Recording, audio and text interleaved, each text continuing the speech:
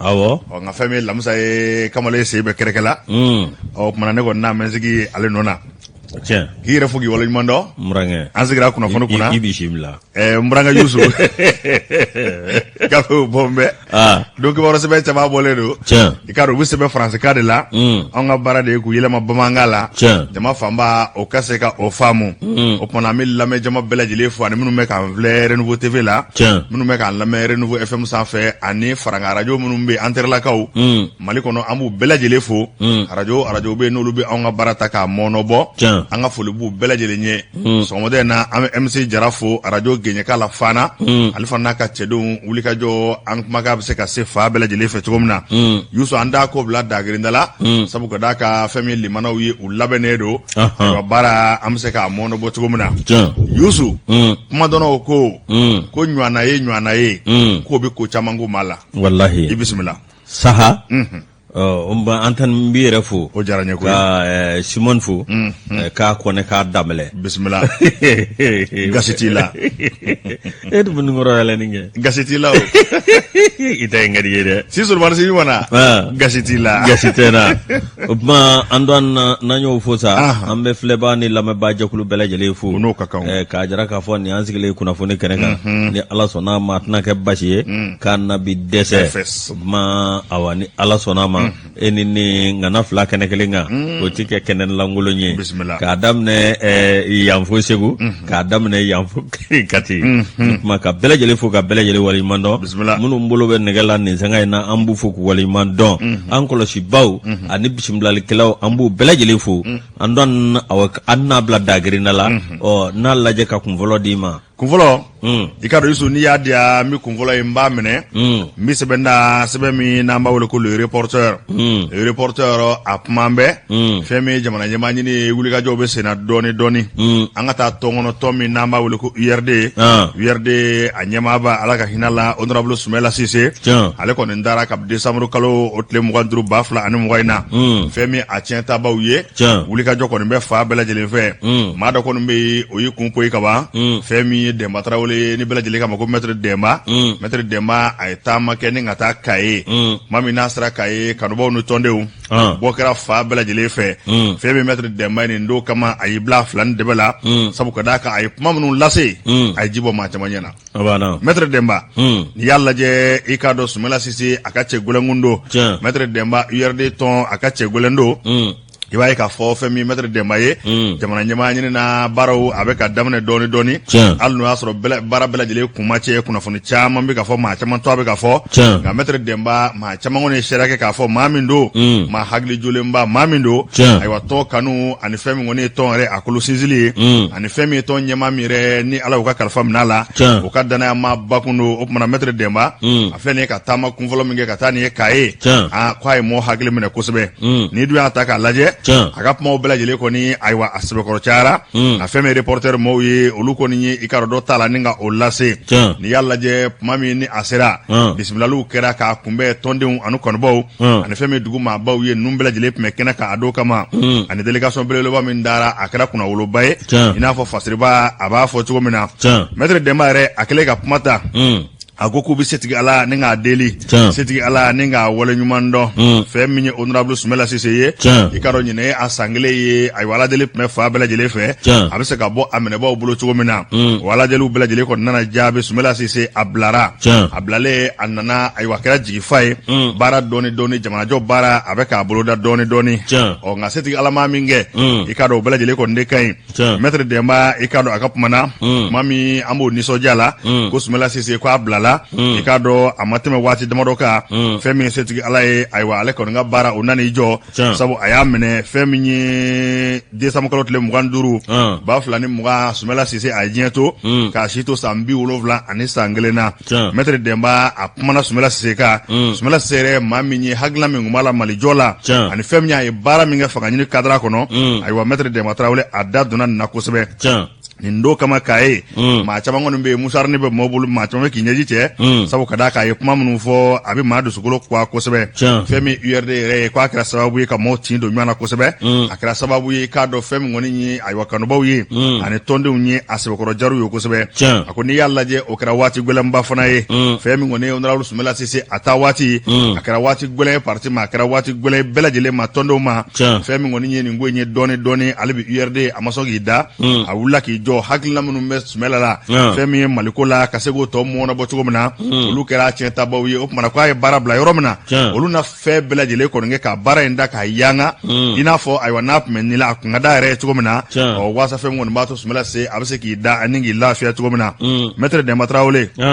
kuma min n'a ye kuma ta i ka dɔn kuma ninnu kɔni a bɛɛ lajɛlen kɔni kɛra kuma ɲuman ye a kɔni URD yɛrɛ ta k'a lajɛ Sumala Sise a ye baara bila hakɛ min na k'olu kɔni y'a ta o la o b'a la k'a mɔnɔbɔ dɔɔni a ko fanga ɲini baara Yusu ko baara nɔgɔn tɛ baara nɔgɔn tɛ cogo min hali ni ye fanga fana sɔrɔ fanga a waleyali ko baara nɔgɔn tɛ a ko nka olu kɔni b'u sen da nɔ la fanga ɲini wajibi don olu ma sabu ka d'a kan hakilina min b'u la ani fɛɛrɛ minnu b'u bolo jamanajɔko la u dan b'a la k'a fɔ i ka dɔn n'u ye fanga sɔrɔ fɛn min kɔni ye malidenw ye malidenw bɛ lafiya sabu a kɛcogo b'u kɔnɔ a mɔɔw b'u bolo wa fɛn min ye k'a hakilila ɲuman fana bɛ u bɛɛ lajɛlen na n'i y'an ka jamana ta k'a lajɛ i n'a fɔ Maître Demba Traoré y'a fɔ cogo min na a ko gɛlɛyaba de bɛ an ka bi na jamana in bɛ ayiwa tariku dɔ kɔnɔ bi a sɛbɛkɔrɔ gɛlɛya an bɛ sabu ka d'a kan gɛlɛyaw bɛ an na minnu bɛ jamana kɔnɔ gɛlɛya wɛrɛw bɔra jamana kɔ kan olu fana gɛrɛn tɛ o caman bɛ an kan a ko nin bɛɛ lajɛlen kɔnɔna n'i y'a lajɛ fɛn min hakilinaw ye dɔɔni k'u fara ɲɔgɔn kan URD jama a tɔndenw ka taa se a kanubɔw bɛɛ lajɛlen kɔnɔ ma Maître Demba Traoré y'a jira k'a fɔ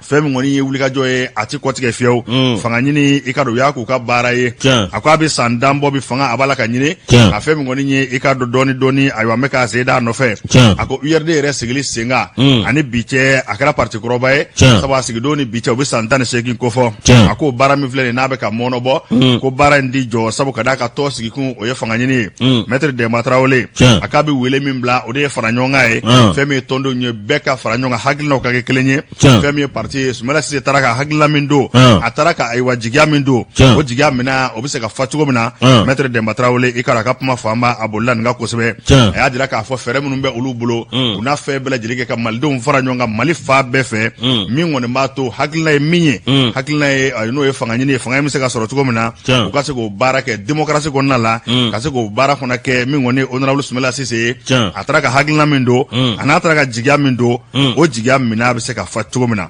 Maître Demba Traoré a ka kumaw la ayiwa nin kun ye damadɔnu y'a la ayiwa reporter mɔɔw olu ye min salo ni k'a bila u ka sɛbɛn kɔnɔ video bolo la an dɔn an bɛ fo bisimila jamana ye awa maa min bɛ se a kɔrɔ ala k'a d'o ma maa min bɛ se k'an bɔ bolo la ala k'a d'o ma an kɔni an bɛ dugawu kɛ wa an b'a ɲini ala fɛ a ka basigi don jamana in kɔnɔ an dɔn an bɛ sɛbɛn da sɛbɛn min n'an b'a ta o ye Mali Tribune Banque Mondiale olu kɔni kun ye u kɔ don an na min an ma k'a kɛ to wa gasi t'i la an dɔn Banque Mondiale olu kun y'u kɔ don an na nka i k'a dɔn u ye kurungɔ kɛ tuguni k'a sababu kɛ wulikajɔ min ni ministre de l'économie et des finances n'ale y'a bolo da min ye aw k'a dɔn Banque Mondiale yɛrɛ awa ani anw cɛ o bɛ kasabi min don an ka jigiɲɛsoba la o ye bi t'i jɔ miliyari 1 a n'a kunkanfɛn 8 na dolari wari la n'i y'o kɛ i k'a dɔn CFA ye sa o bɛ taa miliyari 900 ani miliyari 10 Mondial min ye aw ka dɔn an ka gouvernement ye u kɔni aw ka dɔn yiriwa sira ani taaɲɛ sira awa an n'o b'o baara kɛ ɲɔgɔn fɛ yɔrɔ minnu bɛ yen i n'a fɔ kalanyɔrɔw kɛnɛyaso ani aw ka dɔn ji sanuma fo ka taa se aw ka dɔn b'an dɛmɛ tɔrɔmɔɲɔnko la hali an ka jamana aw ka dɔn bamayɛlɛma dɔw bi don a la n'o bɔra fanga kan na bɔli mara kan na bɔli ani ka dɔn aw min ye an ka dugukɔnɔnaw yiriwali sira n'o tɛmɛna ka bɔ yen min ye i ka dɔn sigida o ka kɛ manamana ye fo ka taa se seko ni dɔnko ma o ma tɛmɛ ka bɔ yen société civile ani aw ka dɔn lakana fo ka taa se aw ka dɔn da dumunifɛnw ma ni wulikajɔ min ni Banque Mondiale n'u b'an dɛmɛ o la Banque Mondiale kelen aw ka dɔn waati min na fanga nana ka na paro olu kɔni aw ka dɔn olu ta kɛ kɔdon ye nka ministre min bɛ yen n'o ye Alfuseni Sanu ye ale ye wulikajɔba kɛ taa ni ka sigi aw daba ye sunaya ta ye i ka dɔn sigiba ye lafiya ta ye ale kɔni n'i ye sanu yɛrɛ ye i ye wari de ye cɛjan a ka jan jango wari maracogo ɲuman ani wari yɛrɛ ɲɛnabɔcogo ɲuman sanu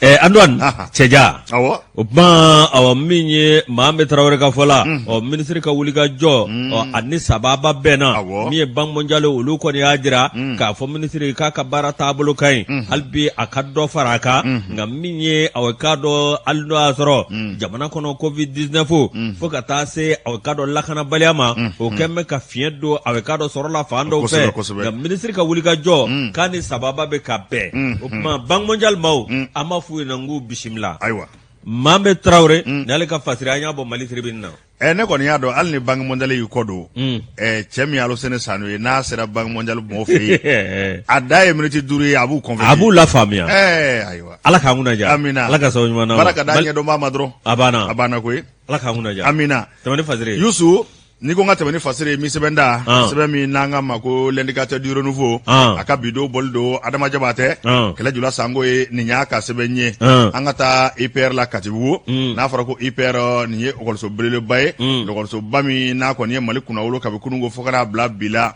fɛn min ye maa minnu ye kala ka kɔrɔ a ma kɔrɔ e ko i yɛrɛ ma kalan kɛ de ayi ne ma IPR kɛ ne ma IPR kɛ nka n ye IPR ɲɔgɔnna dɔ kɛ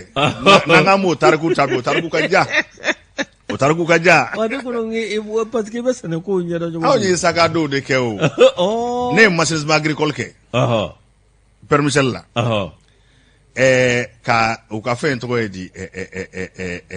maître formation min kɛra Alpha Omar san 2000-2001 o b'a fɔ ko SARPU an y'o kɛ ka maître kɛ san 6 ka tila kana don flash la k'o san 4 kɛ ne ka bɔ ni anthropologie n dɛmɛ n'a bɛɛ fɛ n ye sɛnɛ kɛ n ye maître kɛ n ye anthropologie kɛ an kɔni kɛra bɛɛ de sɔn an kɔni saga don an kɔni économiste banna anw ni fɛn dɔ an ka sɛnɛko la an kɔni ye sagi da n kɔ la k'a bɛɛ cɛ ka k'a kɔnɔ a banna Yusu ni ye i ka dɔn l'indicateur ta n y'a fɔ maa minnu bɛ yen n'olu ye kalan kɛ IPR la san 1980 waatu ani ka tugu olu la olu farala ɲɔgɔn kan i ka dɔn k'u fana k'u sen don jamanajɔ baara la jamanajɔ baara k'a bɛ jiri turu a b'o kofɔ n'i y'a lajɛ fɛn min IPR 80 plus maaw ye u caman kɔni nana u tun ye kunnafonidilaw wele duwakunja tɛmɛnen u ye kuma minnu fɔ k'u y'a waleya sabu fɛn min ye sibiri tɛmɛnen septembre kalo tile 11 2021 o taara jirituruba dɔ boloda i ka dɔn IPR kuru kɔnɔna la ayiwa kɔni kɛra nisɔndiyaba ye fɛn min ye sɔmɔsiw ye u y'a caman de kɔni deturu ka tila ka tugu a nɔfɛ ka fɛɛrɛw sigi sen kan min b'a to u tɛ se ka sa cogo min na jiri ninnu bɛɛ lajɛlen bɛ se ka balo cogo min n'i dun y'a lajɛ don in a bila an kun bɛ maa min ka ɲɛmaaya kɔnɔ o ye minisiri ye min ɲɛsinnen don i k'a dɔn ayiwa sigida lakana ka taa se yiriwa kuntalajan ma n'a bɛ Moribo Kɔnɛ ko fɔ fɛn min ye jɛkulu in yɛrɛ association don association des anciens de l'IPR de Katibugu n'a bɛ maakɔrɔw ko fɔ minnu y'u ka diplôme sɔrɔ i k'a dɔn IPR la don tɛmɛnenw na olu kɔni kɛra jɛkuluba ye a ɲɛmaaba o de ye Musa Aruna M Mayiga ye Musa Aruna Mayiga kuma min ni kuma dir'a ma a ko fɛn min kɔni ye dɔwɛrɛ tɛ ka jamana ɲɛmaaw dɛmɛ ka jamanadenw dɛmɛ sabu fɛn min jamana yɛrɛ ɲɛmaa ye bi n'o bi ayiwa colonel Asimi Goyita ko fɔ ale yɛrɛ ye ɲinɛ jirituru baaraw n'u dosi kalo tile 15 a kɛra Kuluba forêt classée kɔnɔna na forêt classée kɔnɔ o fana ka se ka jamana ɲɛmaaw k'olu ka baara tɔ mɔnɔbɔ wajibi don olu ma samiya in kɔnɔ o fana ka jirituru k'a jira k'a fɔ fɛn min kɔni ye jamana in a mago b'o la cɛncɛn kungo o bɛ k'an ka jamana dun fɛn min ye désert ye cɛncɛn kungo a bɛ ka jamana in dun ko n'an m'an wasa don jiriko la a laban an ka jamana a bɛna kɛ kojuguba y'an bolo n'i y'a lajɛ Musa Aruna Mayiga a ko fɛn min fana ye Katibugu ye olu ka yen sugandi ka taa jiri in duru k'o ma kɛ kunfɛ ko ye ni maa min ye Katibugu ko fɔ n'i yɛrɛ donna IPR kuru kɔnɔ i n'a dɔn k'a fɔ ko nin ye kungo ye o jiri olu yɛrɛ ka kalan fanba bɛ kɛ jiriw de kan fɛn min ye sumasiw ɲɛɲini ye ani dun ka fɔ bɛ se ka sabati cogo min na IPR o kalanbolo caman o bɛ kɛ a kɔnɔna na a ko n'i y'a lajɛ fɛn min ye IPR ye a ye lɔgɔli karamɔgɔ jolenw i k'a dɔn a y'olu bɔ jamana in kɔnɔ a banna n ko Kasa Tarawele ninnu bɛɛ kun ye IPR lɔgɔli karamɔgɔw ye hali n terikɛ ni n dɔgɔkɛ Moribo Suntura ale ye Jɛma chef de cantonnement ye bi olu bɛɛ ye IPR de kɛ kan galanka nin lɔgɔliso belebele in ni hakili jɔlen tɛ i tɛ se yen IPR ma nɔgɔ dɛ awɔ n k'a fɔ ni bi kɔni tɛ i bɛ yiribulu turu nɔrɔ kaye la ka sɛbɛn dɔ ko jukɔrɔ san kɛmɛ n'i taara i b'a sɔrɔ n'u mago b'a la dɔrɔn u bɛ taa ta. ko nin jiri in tɔgɔ ye nin ye. nin tɔgɔ ye nin ye. a bɛ nin baara in kɛ. a bɛ nin baara in kɛ. a tɛ tɛmɛ o kan. ala k'an kunna diya. amina. a ko n'i y'a lajɛ nin jirituru min filɛ nin ye. Tiɲɛ. k'a kɔni kɛra i ka dɔn kunnawoloba ye. sabu ka d'a kan olu minnu IPR maakɔrɔw ye. Tiɲɛ. olu kana ka sira jira denmisɛnw na bi. min b'a to u bɛ se ka tɛmɛ o sira kelen fɛ k'o kɔni o ye kunnawoloba ye olu yɔrɔ ma bi. Tiɲɛ. n'i ye IPR IFRA yɛrɛ ta k'a lajɛ. a ɲɛmaaba n'o bɛ dɔgɔtɔrɔ Lasini Sumano ko fɔ. Tiɲɛ. a yɛrɛ nisɔndiyara a ye association maa ninnu sɛbɛkɔrɔ fo. k'a jira k'a fɔ aw bɔra yan a mɛnna. aw hakili ka tila ka jigin a la ko kana jiri turu yan. k'o kɔni ye ko belebeleba de o ye misaliya ɲuman ye. wa o ye taamasiyɛn ɲuman ye jamana in ma. n'i ye jiri kelen turu i n'a fɔ sɛbɛnnikɛbaa dɔ y'a sɛbɛn waati la k'i ka ɲɛnamaya ma kɛ fu ye k'u dalen b'a la ka fɛn min IPR IFRA ye ayiwa jirituru min dara kɛ tugunna kɛ jiri ninnu kelen kelen bɛɛ lajɛlen nɔfɛ ayiwa k'u dɛmɛ k'u tɔpɔtɔ min kɔni b'a to sɔmɔsun ninnu bɛɛ lajɛlen a bɛ se ka wuli cogo min na n'i ye IPR yɛrɛ ta k'a lajɛ bi fɛn min ɲɛmaa ye n y'a fɔ dɔgɔtɔrɔ Lasini Sumano a kɔni nisɔndiyara kosɛbɛ a ye foli ni tanu ta ayiwa ni ka maakɔrɔ ninnu sɛgɛrɛ k'u sɛbɛkɔrɔ fo ka tila ka layidu d'u ma ko fɛn bɛɛ lajɛlen kɔni na kɛ jiri ninnu u na mara ayiwa maracogo ɲuman na min kɔni b'a to jiri ninnu bɛɛ lajɛlen bɛ se ka wuli ayiwa hɛrɛ o bɛ se ka sɔrɔ cogo min na a ko komini kɔnɔna fana na fɛn min ye a kɛra nisɔndiyaba ye maa caman kɔni nana ayiwa ni kana jiri kɔni turu ani ka sariya ɲuman kɛ k'u filɛ ka nin wale min kɛ nin ye k'a sɛbɛkɔrɔ pisara kosɛbɛ promotion 80 o n'a nɔkandaw IPR la i k'a dɔn a ko a ɲɛna kosɛbɛ sabu n'i y'a lajɛ u ka association ɲɛmaa Musa Haruna Mayiga nin don kama maa caman ye foli tanu kɛ ka ɲɛsin a ma k'a fɔ k'a filɛ ka min kɛ nin ye ko nin ye baara ɲuman ye. Adama Jabate Kalajula Sangoyi l'indicateur du renouveau. Kalajula Sangoyi n'i y'ale ka sɛbɛn bila ne bɛ awa sɛbɛn da sɛbɛn min n'o ye observatoire ale kumanen don min ye Choguel Kokala Mayiga tile 100 a bɛ k'a dɔn min ni mun kɛra o sera kelen de ye biduwa o sera ja Choguel yɛrɛ ma foyi kɛ a ye don de ka teli kojugu kalo saba kalo saba ni tile 10 sa kɛ awɔ o tɛ tile 100 ye o tile 100 ayiwa Antoine bisimila min ye Choguel Kokala Mayiga ale sugandira ka kɛ min ye fangabulon ɲɛmaa ye Dr Choguel Kokala Mayiga tile 100 ale bɛ a fangabulon ɲɛmaa la min ye kabini tarata septembre tile 14 o tɛ bi ye de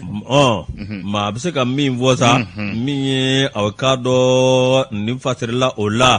min ye nin bidon in bɛ bɛn a tile 100 ma an to k'a dɔn maa a bɛ se ka min fɔ i b'a ye k'a fɔ an ka gouvernement min ye tiɲɛ yɛrɛ la waati a ka sɔrɔ wulikajɔ kabini waati min na min ye maa min bɛ yen n'o ye Asimu Goyita Lala cɛ a bɛ kan bisimila Amurando Muraika ko ye min ye Murankɛ yɛrɛ tɛ yɛlɛ maa fɛ Asimi tɛ yɛlɛ maa fɛ dɛ bon tiɲɛ la jamana ɲɛmaa don e burankɛ don Murando dɛ ne dɔgɔnin don o bɛ ɲɛ ɲɛ Murando ko ye n dɔgɔnin don awɔ dɔgɔnin sɛbɛn a kuma ɲɛna o n ko kuma ba den nka f'i dɔgɔkɛ ye a ko a ka to ka yɛlɛmisɛnnin kɛ sa ni yɛrɛ y'a simi i bisila a ti yɛlɛ maa fɛ surasi don sa wa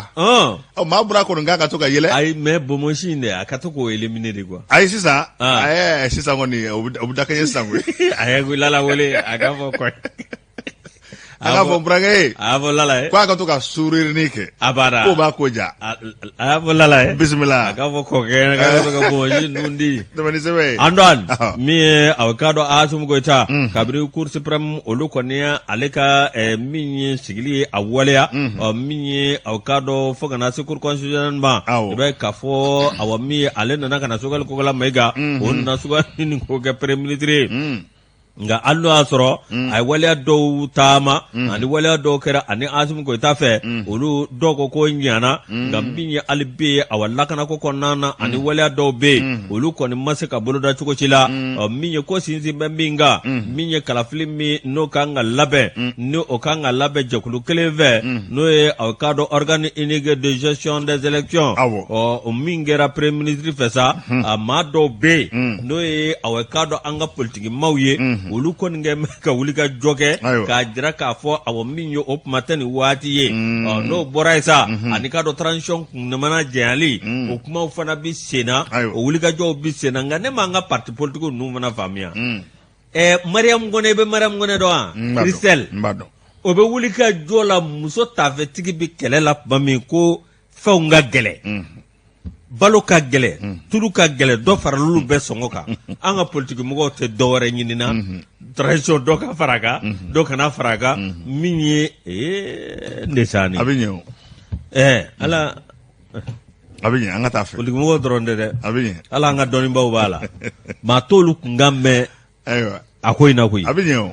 Anwan min ye aw ka dɔn Sugali Kokala Mayiga ale kɔni kɛn bɛ ka wuli ka jɔ kɛ bi min ye jamana camanjɛ bolo ye min ye maa bɛ se ka fɔ olu kɔni dabu ye sunatu ye nka u kan ka wuli ka jɔ de kɛ k'a lajɛ min b'a to lakana o bɛ se ka fisaya cogo min ani transition taabolo ɲuman o bɛ se ka sabati ko jamanadenw mago b'o de la bi ala k'an kunnaja amina nin sɛbɛn an ye nin bɔ observatoire kɔnɔ ayiwa observatoire an n'u fo k'a baarakɛlaw bɛɛ lajɛlen fo n'i ye politique ko kuma fɔ politique o y'a dama baara ye an ka l'école maître kɔrɔba dɔ kuma fɔ an ye k'an don l'école la ko la politique ne ressemble qu'à elle-même a banna ko politique ani fɛn min ye kelen ye ani fɛn min bɔ bɛ ɲɔgɔn fɛ o y'a yɛrɛ de ye ani diɲɛ foyi tɛ kelen ye a banna e ko cogo di ndesani bisimila i ka dɔn n bɛ sɛbɛn da Yusu Karabati sɛbɛn l'indicateur du renouveau don Adama Jabatɛ ale ka sɛbɛn ye nin ye an ka taa politique tɔn dɔ la yɛrɛ y'a fɔ cogo min na ADP Maliba commune fɔlɔ la fɛn min kɔni ye ko bɛnden bi dɛ k'a sababu kɛ maa min ye Yubaba k'a bɛ ne ka tɔn ci i ka dɔn commune 1 na fɛn min ye madame Tɛnɛsɛn Bara ye ale kɔni ye nin kuma in fɔ a y'a jira k'a fɔ fɛn min kɔni ye Yubaba ye ale yɛrɛ min ye tɔn ɲɛmaa ye bi ayiwa k'a bɛ ka bɛnbaliya de don maaw ni ɲɔgɔn cɛ Tɛnɛsɛn Bara y'a jira k'a fɔ o kɛn bɛ degun belebeleba ye olu ma bibi na commune 1 na n'i ye Tɛnɛsɛn Bara ta k'a lajɛ madame Tɛnɛsɛn Bara a y'a jira k'a fɔ i ka dɔn fasiri kɛbaa ye sabu a n'o ye ɲɔgɔn kuma ɲɔgɔnya madame Fatumata n'u k'a ma ko Tɛnɛsɛn Bara ale ye vice présidente ye i ka dɔn bureau national la ADP Maliba o to a la fɛn min ye conseil national transition CNT maa fana don a ye ɲɛfɔli kɛ a y'a jira k'a fɔ ADP Maliba a maa ɲɛmaa bibi na n'o ko ne Yubaba a kɛbɛ k'olu ka tɔn sɛbɛkɔrɔ tiɲɛ commune 1 na Bamakɔ y'a k'o ye tiɲɛni da ye n'i dun y'a lajɛ fɛn min ye ni wulikajɔ ma kɛ ko Yubaba k'a bɛ ADP Maliko ban pepewu i ka dɔn commune 1 na sabu a kɛn bɛ ka farafara don maaw ni ɲɔgɔn cɛ i n'a fɔ kunnafoni dila b'a fɔ cogo min na a ko mun de bɛ commune 1 na dɛ n'i ye ADP Maliba yɛrɛ ta k'a lajɛ i n'a fɔ madame Tɛnɛsɛn Bara b'a fɔ cogo min na a ko ayiwa Yubaba nali ADP Maliba la i ka dɔn commune fɔlɔ kɔnɔna la a kɛra gɛlɛyaba ye ayiwa fɛn min kɔni ye tɔn yɛrɛ ye a bɛ ne ka tɔn ci i ka dɔn olu ka commune na n'o bɛ commune 1 ko fɔ Bamakɔ yan n'i y'a lajɛ i ka dɔn ayiwa waati laban ninnu na ADP Maliba ko gɛlɛya caman bɛ a ka commune fɔlɔ la o sababu tɛ dɔwɛrɛ ye ko Yubaba don dɛ n'i y'a lajɛ ayiwa Tɛnɛsɛn Bara ka kuma na a ko fɛn min ye ale ka mandat ye ko a y'o sɔrɔ commune 1 na kabi san 2014 a ko n'i y'a lajɛ fɛn min kɔni ye Tɛnɛsɛn Bara yɛrɛ ye ko maa caman ka danaya b'ale kan parti politique b'ale dɔn sigidalamaw b'ale dɔn wa ale ka wulikajɔ tɔn kɔnɔ k'o doko n dɛ maa la a ko nka bibi na Yubaba ale min ADP Maliba ɲɛmaa ye k'a n'a mɛ bilisa ɲami ni k'o don olu taabolo la kosɛbɛ i k'a dɔn commune 1 na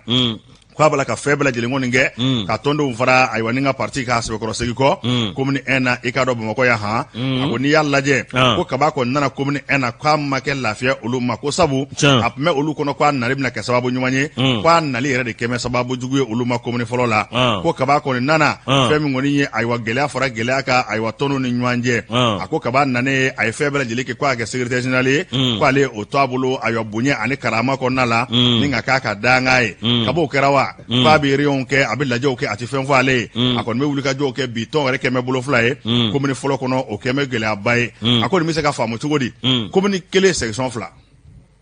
wa ko Yubaba de y'a ɲaamibaa ye jɔn ye section président Tɛnɛsɛn Bara in de bɛ commune 1 na a mɛnna Yubaba de nana cun ni ka se ka fɛn bɛɛ salo ka don a kama kɔrɔ fasiri kɛbaa ko a ko n'i y'a lajɛ olu ka section bilama gɛlɛya da don commune 1 na a ko sababu wɛrɛ tɛ dɛ Yubaba o de y'a sababu ye k'ale yɛrɛ min kan ka kɛ maaw ka maaw kɛ kelen ye ale min kan ka maaw fara ɲɔgɔn kan k'ale yɛrɛ de kɛ bɛ muru ye ni ka maaw fara fara bibi in na a ko n'i y'a lajɛ commune 1 na olu sɛbɛkɔrɔ tɔɔrɔmɛ bi ko ni wulikajɔ ma kɛ fɛɛrɛ ka kɛ fɛn min ADP Maliba ye a kɔni bɛna cɛ commune fɔlɔ in na a Tɛnɛsɛn Bara y'a jira k'a fɔ olu ka tɔn o tɛna sɔn abada ma kana tɔn cɛ sabu ka d'a ka bɛɛ lajɛlen dama ka tɔn kelen la n'i nana i bɛ maaw fara ɲɔgɔn kan a kana ka maaw fara fara o kɔni ye ko min n'o gɛlɛyara kosɛbɛ fɛn min ADP Maliba ye ayiwa u y'a daminɛ hɛrɛ ni baden na cogo min na ko bibi in na ayiwa ɲaami caman olu denw bɛ a la a ko an k'a ta ko fangako yɛrɛ an k'o ta k'o lajɛ dɛ a ko n'i ye ayiwa Yubaba yɛrɛ ka comité lajɛ i b'a ye k'a fɔ ayiwa comité 5 ko bɛ Dumasana sous section 7 o b'a bolo ko k'a sɔrɔ ale Tɛnɛsɛn Bara comité 100 de bɛ ale bolo ani sous section 10 a ko bɛɛ la ko Yubaba t'ale jate ko bɛ ɲɛ cogo di kari to an ka fɛ la k'a k'i fasirikɛ b'a ye mun fɔ fasirikɛ b'a ye mun fɔ a ko n'i y'a lajɛ k'a kɔni di ayiwa kala da ɲuna ka kɛ n'ale ye a t'ale jate cogo si la i k'a dɔn section kɔnɔna la k'o ye waleya min n'a gɛlɛyamɛ kosɛbɛ a ko nin tɔn belebeleba in tɔn min i k'a dɔn ayiwa ni a président d'honneur yɛrɛ de tɛ alu ye alu Badara Jalo a ko ni wulikajɔ ma kɛ fɛn min kɔni ye tɔ ye tɔnden bɛɛ lajɛlen taatɔ don koyi k'a sababuya kɛ i k'a dɔn yubaba ye fɛn min Madame Tɛnɛ Sɛnbarakɔ nin ye ale y'a jira k'a fɔ a b'a ka tɔn fɛ a b'a ka tɔn fɛ sini wa a n'a fɛn bɛɛ lajɛlen kɛ i k'a dɔn hakɛ min bɛ ale bolo o tɛna se ka bɔsi ale la koyi a ko nka bi in na ko yubaba k'a kɛmɛ ka parti nin bɔ maaw la i k'a dɔn komini 1 na nin ye sɛbɛn ye Adama Jabate ka sɛbɛnkun don an y'a sɔrɔ ka bɔ l'indicateur du renouveau komini 1 an ka komini bisimila u ka bɛn o de ɲɔgɔn tɛ ayiwa an b'o de ɲini min ye Yubaba secrétaire général a n'a ka adjoint u ka bɛn an b'o de ɲini min ye walasa parti bɛ se ka sankɔrɔ ta n'o tɛ kalafili suruyara sa koyi an dɔn n'Ala k'an kunna diya min ye an bɛ indépendant an b'ale ta indépendant min ye maa minnu bɛ yen n'olu tun b'a fɛ ka wuli ka jɔ kɛ ka meeting kɛ awa min ye k'u ka dɛmɛ lase Sumeli Buwe Mayiga ma Antoine premier ministre kɔrɔ n'o ye Sumeli Buwe Mayiga ale kɔni bɛ bolo la bi o dɛmɛ jumɛn ka soutien kɛ wa ne Maliko yɛrɛ tɔ kɔni ne ma a ko tɛ kiri ka bolo kan de n'a bɛ kiri ka bolo kan ka wulikajɔ kun ye jumɛn bilen ne kɔni m'o kun dɔn ayi olu ye pression de ye quoi parce que Mali la yan ni mɔgɔ dɔ minɛna sisan i bɛ ka wagati mɔgɔ bɛ bɔ ka marché ka pression kɛ u b'olu bila bon hali bi o ko ninnu de bɛ sen na quoi nka ni fana ye dasumunsumuliw kɛ a fɔra ko sariya ti bato jamana kɔnɔ k'o de ye jamana in yɛrɛ firi awɔ ni sariyatigiw fana bɛ k'u ka baara kɛ ni mɔgɔ bɛ ka bɔ k'o fana ma u fɛ an ka mun kɛ sisan ouais mais est-ce que ka Buwe fana to premier ministre la dɔw ma bali taama la u ma dɔw bugɔ wa wala bon politique ye bɛlɛni tuuriya de i bɛ kɛ opposant ye bi sini e bɛ taa ɲɛmaa la n'i ye ndola fili ka taa ndola bɛ tila ka segin a bɛ segin i yɛrɛ ma tɛmɛ ni sɛbɛn ye Ala k'an kunna diya min ye Asma CP ani jɛkulu minnu bɛ n'o ye Sumeli Buwe Mayiga ani association minnu bɛ yen n'olu ko k'u bɛ dɛmɛ lase an ka premier ministre kɔrɔ ma olu k'u ka ɲɔgɔn sɔrɔ bourse du travail la min ye ka t'u ka ŋaniya an'u ka dɛmɛ ni k'o lase a k'a dɔn Sumeli Buwe Mayiga ma mun ye awa Sumeli Buwe Mayiga mun yɛrɛ de kɛra nin bɛɛ lajɛlen la ni ninnu b'a fɔ k'u bɛ bɔ ka taama dɛ Sumeli Buwe Mayiga k'a kɔni kɔ sɛmɛnen don awa k'a dɔn min ye mɔgɔkura kasobɔba dɛnɛ na nin sanga in na a ma sɔrɔ dɔwɛrɛ fɛ min ye an ka wolomasiri tabaw olu ka minanko ani awa fɛn min bɛ yen n'o ye awa k'a dɔn fɛn ye n'an bɛ se ka fɔ awa n'o ye avion ko min n'o ko kɛra i k'a dɔn awa min ye nin ko min filɛ sa i bɛ k'a fɔ awa min ye muso minnu bɛ ani cɛ minnu n'olu bɛ awa k'a dɔn jɛkulu la n'an b'o wele ko Asma CP o maa kofɔlenw olu de kɔni kɛ bɛ awa k'a dɔn ka nin wuli ka jɔ kɛ koyi min ye awa k'a dɔn k'u y'a ɲini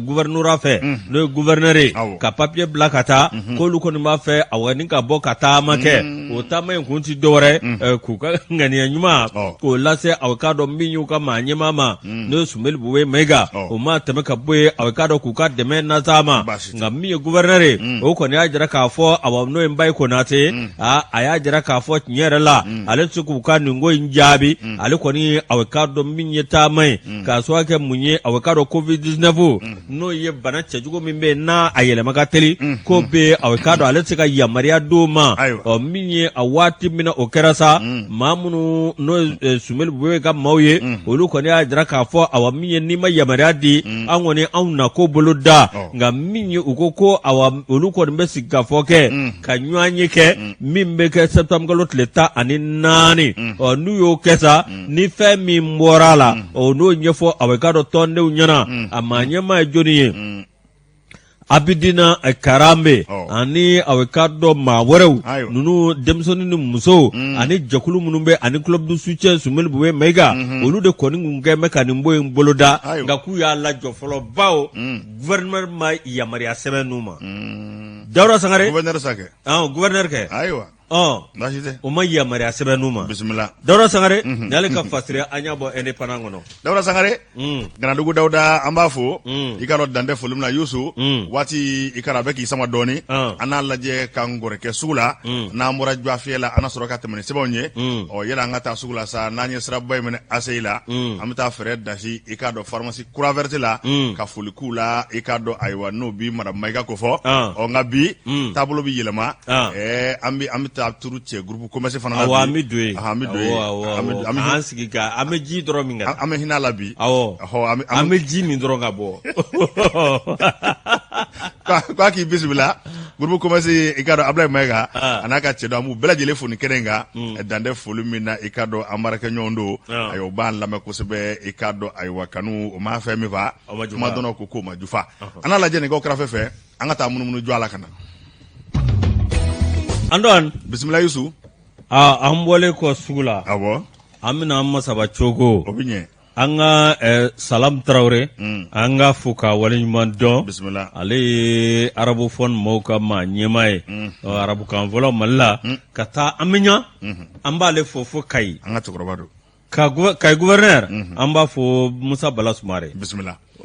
Yusu i ka dɔn n'an bɔlen kɔ sugu la sa i y'a fɔ cogo min na ne bɛ sɛbɛn da sɛbɛn min n'an ka ma ko le reporter a kuma bɛ M5 RFP a denmisɛnw olu kɛmɛ ka wulikajɔ kɛ u y'a ŋaniya ko fɛn min kɔni ye furanjɛla fanga ye k'u b'a dɛmɛ k'a senkɔrɔma don do i ka dɔn furanjɛla fanga a bɛ se ka san sɔrɔ cogo min na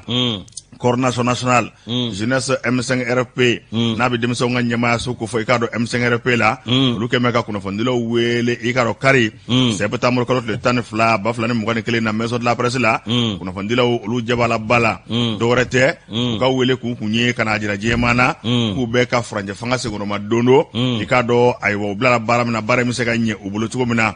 Ibrahima Traoré ale ka kumana ale min ye comité stratégique jeunesse M5 RFP o maa ye ale kumana kosɛbɛ a y'a jira k'a fɔ dɔwɛrɛ tɛ olu tɛ sɔn a na koyi olu na wuli k'u jɔ sabu ka d'a ka Maliko de don fɛn fɛn ye Mali ka ɲɛta ye i ka dɔn k'u b'o baaraw de kɛ su fara tile kan a ko n'i y'a lajɛ fɛn min ye malidenw ye bɛɛ lajɛlen hamina de ye Mali ka se ka basigi Mali ka se ka diya démocratie a ka se ka banba a ko kɛlɛ in daminɛ don ani bi cɛ maa dɔw bɛ olu la olu kɔni dayana kɛlɛ in sababuya la a ko fɛn min kɔni ye olu ka taasibilaw ye o ti kɔtigɛ fiyewu walasa olu ka saya a kana kɛ f'u ye diyagoya dɔ olu ma ka se ka Maliko k'a mɔnɔbɔ kɛlɛ min n'a bɛ olu bolo i k'a dɔn kɛlɛ wɛrɛ tɛ fɛn min ye bɛn kɛlɛ ye ayiwa ka kɛlɛ kɛ bɛn ka na a wuli ka jɔ kɛ ka kɛlɛ kɛ jamana bɛ se ka diya cogo min na k'olu ka baara o y'o de ye o kɔni a ka kuma kɔnɔna la a kɔni ye gouvernement sɛbɛkɔrɔ fo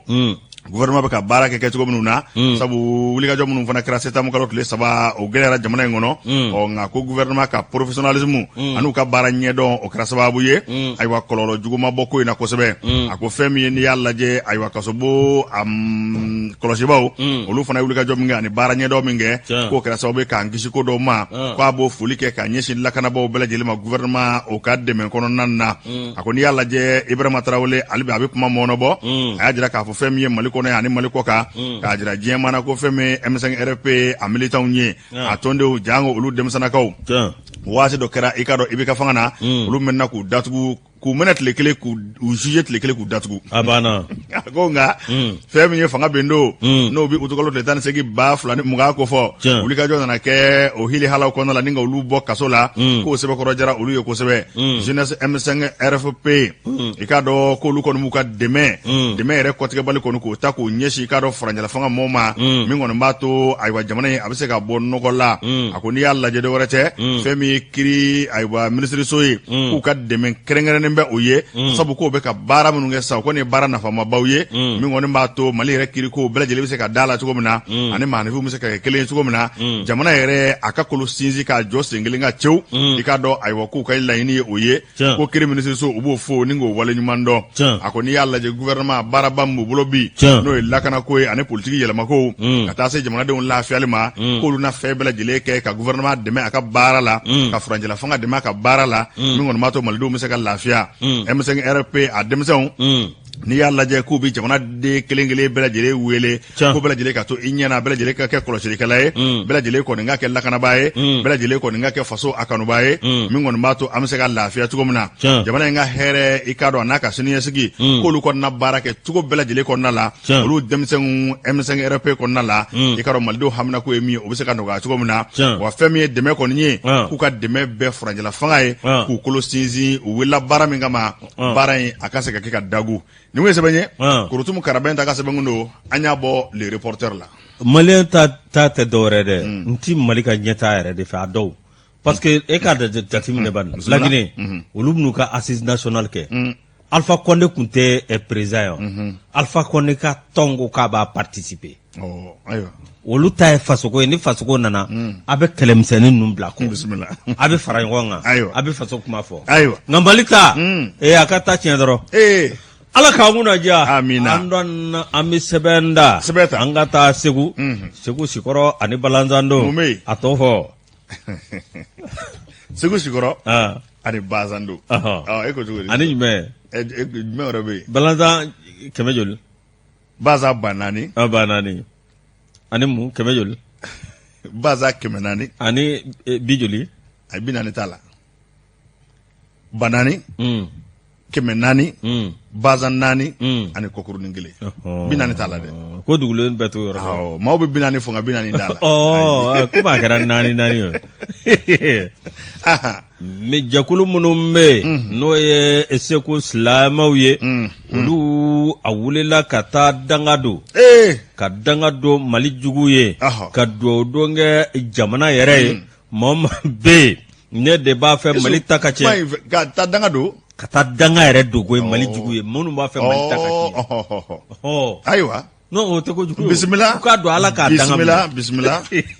n ma kuma in ne faamu ka taa danga don Mali jugu ye bisimila kuma ɲɛna association dinɛ association fila olu sibiri don septembre kalo tile 11 min ye aw ka dɔn ninnu kɔni ye kuranɛ kalanba kɛ min ye Segu kɛnɛba dɔ kan kɛnɛ lafiyalen min ye nɔgɔ tɛ kɛnɛ min na ani aw ka dɔn kɛnɛ min ni awa min ye mankan de ye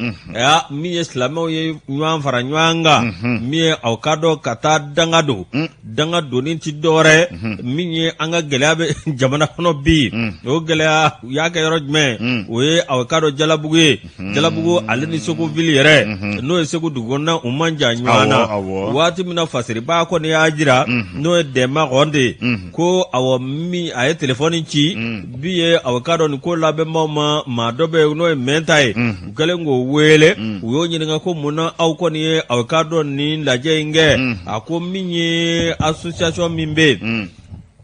n'o ye Wahada ye ani association Mali kelenya ko aw ka dɔn ma ni lajɛ kɛ dɔwɛrɛ la dɛ min ye Mali jugu maa minnu b'a fɛ Mali ta ka tiɲɛ n'u bɛ Mali kɔnɔ yan yalima n'u bɛ Mali kɔ kan i n'a fɔ hali jamana min bɛ yen ni o tɔgɔ bɛ mɔgɔw da bɛ n'o ye Faransi ye k'olu t'a dogo dɛ minnu kɛn bɛ aw ka dɔn ka silamɛw bila ɲɔgɔn na ka min ye bingalikɛlaw k'olu kolojɔ ka bila an na min ye aw ka dɔn hali Mali kɔnɔ yan fasodenjugu minnu bɛ yen n'u bɛ aw ka dɔn ka ko surugu Mali kana basigi cogo si la min ye olu ye danga don ka ɲɛsin olu de ma bisimila ko awa min ye nin ko in a ka manjan Segukaw fɛ nka min ye Segu u y'a kɛ ko la Ala y'a bɛɛ lajɛlen minɛ u y'a kɛ ko la u y'a kɛ ni ŋaniya ɲuman de ye wa kuranɛ kura de bɛ taa kuranɛ min ma kalan fɔlɔ min ye aw k'a dɔn k'o kuranɛ ka taa n'o ye jama bɛ tila fila ye dɔw bɛ kɛnɛkisɛ jɛ ka bɛɛ lajɛlen ɲɛ b'olu la nka dɔw bɛ olu bɛ taa fo aw k'a dɔn kungo woloto kɔnɔ nkɛ bisimila olu bɛ taa yen ka kuranɛ kala k'u ka danga don min ye aw k'a dɔn ka seli jamana ye min ye aw k'a dɔn ka dugawu kɛ jamana ye nka min ye aw k'a dɔn ka dangaba don maa minnu bɛ n'olu bɛ aw k'a dɔn jamana juguya la n'olu b'a fɛ jamana in ta ka tiɲɛ wa n'olu b'a fɛ jamana in kana bɔ nin gɛlɛya kɔnɔ cogo si la olu kɔni bɛ danga don o ma o tuma aw k'a dɔn min ye u ko k'u bɛ silamɛ bɛɛ lajɛlen wele an bɛɛ lajɛlen ka fara ɲɔgɔn kan ka Mali minɛ an bolo la Mali jugu kana se Mali la. Segukaw ani ce Bismillah. aw b'o la tuma min na yɔrɔ dɔ mɔgɔw bɛ ka ɲɔgɔn wele kiribulon na A bɛ kɛ cogo di? Segukaw ani ce Bismillah. ani ce Oh. ani fasodenya Ah. an b'a fɔ dɛ Bismillah. an dɔn ni min ye ɲuman kɛ o bi fɔ O bɛ fɔ. Segukaw bɛ ka fara ɲɔgɔn kan o silamɛw ka danga don Mali jugu ye Bamakɔ yan silamɛ dama bɛ ka ɲɔgɔn wele kiribulon na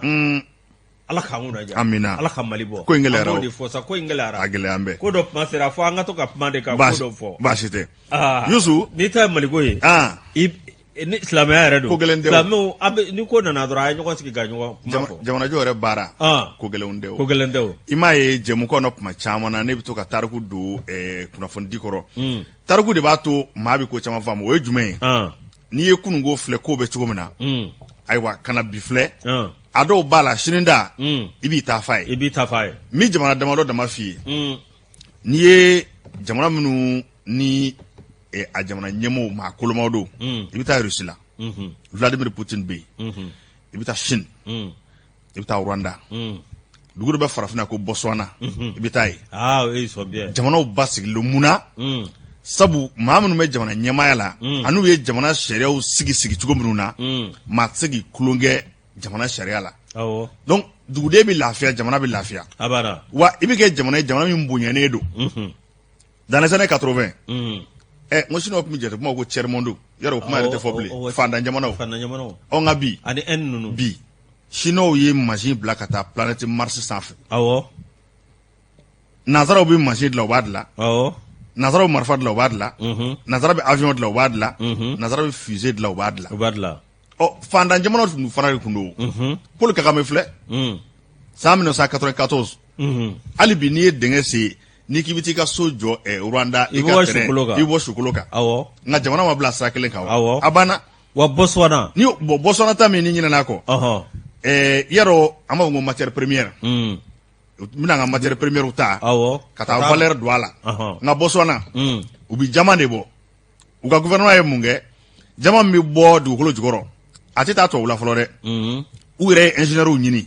ka machines ɲini ka société baw ɲini ka na u yɛrɛ fɛ jama bɛ bɔ dugukolo jukɔrɔ ka na n'a ye ka tila ka raffiner k'a ɲɛ ka sɔrɔ ka taa feere o ye tɔnɔ fila de awɔ bon Botswana ye jamana ye farafinna ye jamana basigilenw a b'olu fɛ awɔ u ka lycéens n'u ka universitaires n'i y'u ye ɲɛ de b'u fɛ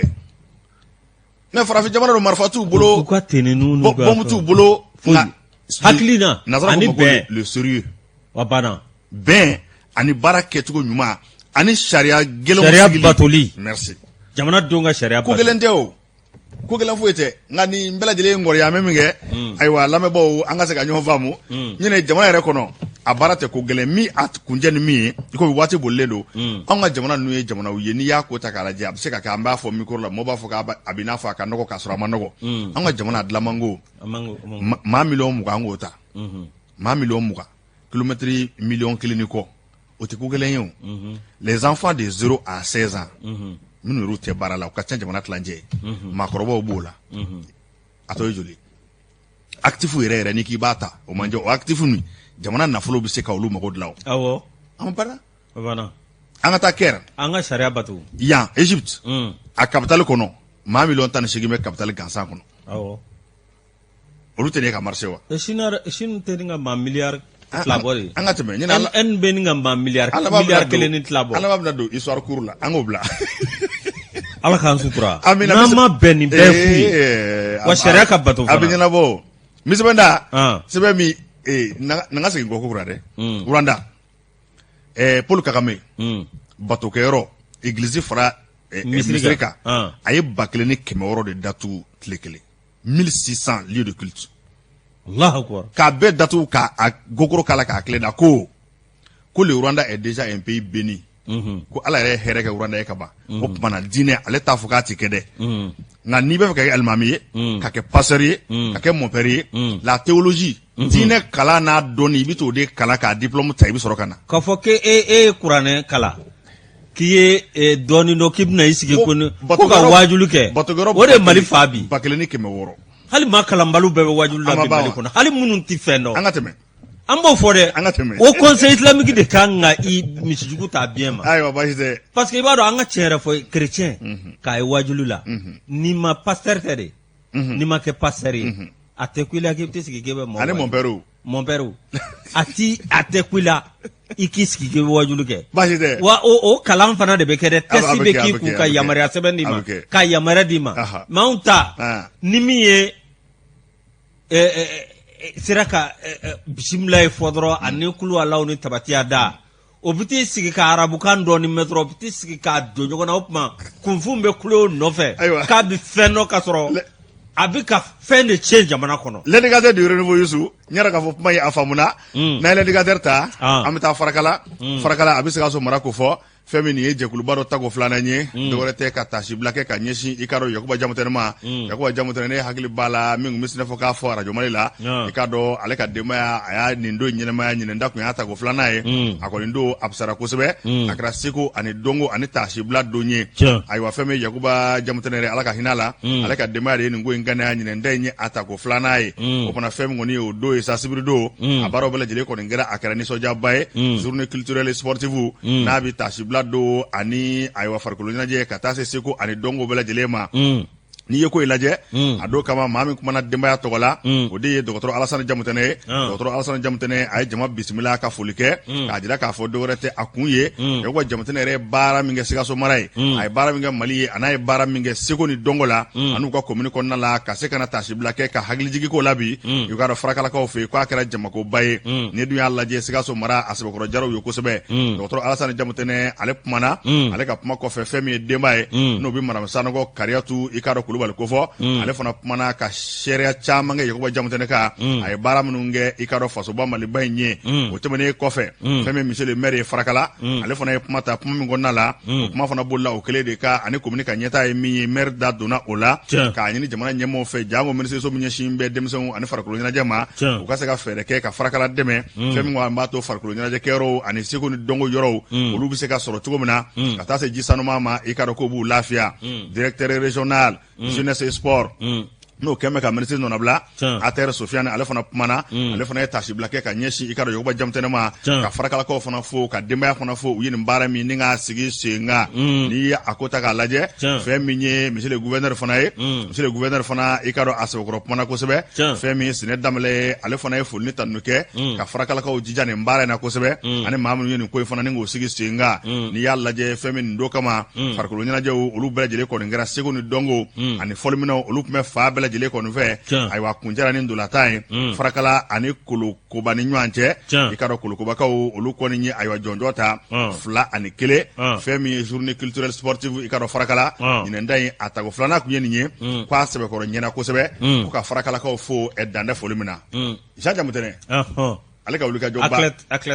ye wulikajɔba kɛ ko in na Adama Jabate tun bɛ kɛnɛ in kan ye renouveau tɔgɔ la i ka dɔn ani indicateur tɔgɔ la i ka dɔn ayiwa a ye min sɔrɔ ka na o de ye nin ye an bɛ farakaw bɛɛ lajɛlen fo i ka dɔn dantɛ foli min na Youssou sɛbɛn nɔgɔyara wa sɛbɛn nɔgɔyara cika dɔ bɛ yen bi o sɛbɛn bɛ yen ayiwa an bɛ lamɛnnikɛlaw ni filɛbaw fo k'a fɔ ko bi ta in kɔni nin y'a ɲɔngirilen ye fɛn min ye nin ye kunnafoni ye an bɛ min lase limanaw ma ayiwa kunnafoni min ko den tunu ko don den fila ayiwa o tunu bɛ kelen tɔ ye ko Esther Samakɛ o fa tɔ ye Aruna Samakɛ a ba tɔ ye Jɛnɛbu Samakɛ ayiwa k'a n'an bɛ maa min bolo baara la a ka patroni o ye Mamu Bacili ye ko fɛn min ye a ka patron ka so ko ni station Total Manja Misabugu ayiwa ne yɛrɛ den ninnu ye a kununko den u ma kɔrɔbaya kosɛbɛ ayiwa k'u kɔni dunnen don baaradenw don k'u bɔra dugu min na o ye Buguni mara n'a bɛ fara yɛrɛ ko fɔ ayiwa o kun ye den fɔlɔ den filanan ye Aminata Fana ye ale ko k'ale fa tɔ a ye ko Baso ko fana k'a ba tɔ ye ko Tanti a ka patron k'o ye Aminata ye a ka patron cɛ k'o ye Bajan ye o tumana ni maa min kɛra nin den ninnu lakodɔn fɛn ye a ka nɛgɛjuru ci monsieur le maire Misabugu ya ayiwa den ninnu bɛ ale bolo 76 40 23 n bɛ segin a kan 76 40 23 ani 66 76 25 13 66 76 25 13 ayiwa npogotigini fila in kɔni u tununa u bɛ monsieur le maire bolo yan nka n yɛrɛ bɛ min da nin kan n yɛrɛ ye denmisɛnnin ninnu ye ɲɛ la ayiwa an kana ɲɔgɔn nɛgɛ baarakɛden ko ye tiɲɛ nka an ye nin denmisɛnnin minnu ye kunun k'u tununnen don ko baaradenw don k'u bɔra fɔ Buguni Isu ka dɔgɔ kojugu ne yɛrɛ y'u ye kunun wula fɛ u ka dɔgɔ ninnu ka dɔgɔ dɛ ninnu ka dɔgɔ baara yɛrɛ la kosɛbɛ an k'o fana fɔ u ka dɔgɔ ayiwa bisimila an ka bɛ jigin olu la dɛ u ka dɔgɔ Antoine bisimila an bɔra Cɔrɔnɔ Haji Jalo i b'a dɔn n b'a dɔn ale kɛra minisiri diinɛmaw ka minisiri Cɔrɔnɔ Haji Jalo n'a kɛ o kɛ ka kuma ta a ko diinɛmɔgɔw a ye bɛn kuma fɔ mɔgɔ ye diinɛmɔgɔw aw yɛrɛ ka bɛn mais ni ministre ye ni maa y'a furan k'a jɛ Corona Jalo y'a furan dɛ. Diinɛ yɛrɛ tɔgɔ ye ko bɛn Yusu o kumana an bɛ yɛrɛ fo ɲa dɔn k'a fɔ kuma minnu fɔra a bɛnna tulo ɲuman kɔnɔ Yusu teliyala joona i ka dɔn ale mana dɔw bɛ yen i bɛ hakɛ to an bɛ foli lase olu ma i ka dɔn dan tɛ foli min na o dɔ ye général de brigade Satigi Mɔrɔ Sidibe i ka dɔn cakɛda min bɛ yen ko centre d'étude stratégique o ɲɛmaaba don an b'a n'a ka baarakɛlaw bɛɛ lajɛlen fo o tɛmɛnen kɔfɛ ka jɛkaw butigi Jibi Jalo n'a ka cɛdenw bɛɛ lajɛlen fo Yusu n bɛ nin hakili jigin yɔrɔ kɔrɔba dɔ la bi Cordon Mali i bɛ Cordon Mali yɔrɔ dɔn n b'a yɔrɔ dɔn kɛ u baara min kɛ i b'a dɔn Cordon Mali Adama Tunkara an b'a fo fo y'a fɔ Bamakɔ kura Cordon Mali bɛɛ lajɛlen kɔni b'a dɔn fɛn min ye golo baara ni samara baara ye